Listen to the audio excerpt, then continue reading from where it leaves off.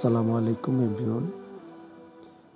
আমাদের জেলা মাদারীপুর জেলা, আমাদের প্রাণের জেলা মাদারীপুরের শকুনি লেক। এই জেলাতে বাংলাদেশের সবচেয়ে বেশি রেমিটেন্স যোদ্ধা অবস্থিত। শুধুমাত্র এই জেলা থেকে প্রতি মাসে লক্ষ লক্ষ টাকা রেমিটেন্স এই মাদারীপুর জেলায় আসে।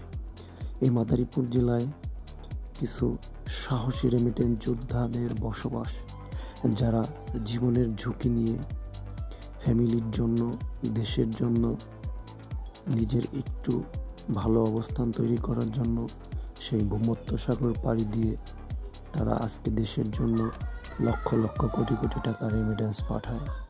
অথচ এই জেলাতে আমাদের তেমন কোনো ঘোরার মতো জায়গা নেই, ভালো কোনো পার্ক নেই, বাচ্চাদের খেলাধুলার জন্য কোনো মাঠ নেই, আমাদের বাচ্চাদের বিকাশ ঘটানোর জন্য ভালো তেমন কোনো শিক্ষা প্রতিষ্ঠান নেই, ভালো কোনো রাস্তাঘাট নেই। আমাদের মাদারীপুর জেলার মানুষ ঢাকার অতি নিকটে হওয়ার পরেও আমাদেরকে সরকারিভাবে তেমন কোনো সুযোগ সুবিধা দেওয়া হয় না। অনেক কিছু থেকেই আমরা পিছিয়ে আছি। এমনকি কিছুদিন আগেও আমাদের জেলা একটা বৈষম্যর শিকার হয়, তা হচ্ছে এত রেমিটেন্স যোদ্ধা থাকার পরেও আমাদের জেলা নাকি দারিদ্র সীমার সর্বোচ্চ স্থান বাংলাদেশের ভিতরে। যাই হোক, ওই বিষয়ে আমরা কথা না বলি।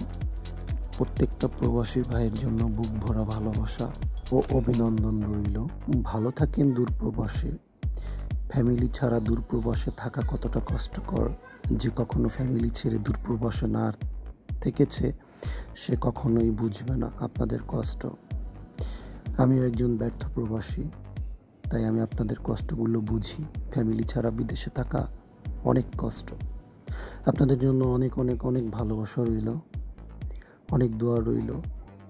আর মাদারীপুরে থেকে আমি মোরসালিন ফুল ফ্যামিলি নিয়ে ঈদের পরে একটু বের হয়েছিলাম। সবার কাছে দোয়া চাই, আমার ফ্যামিলির জন্য এবং আমার জন্য দোয়া করবেন।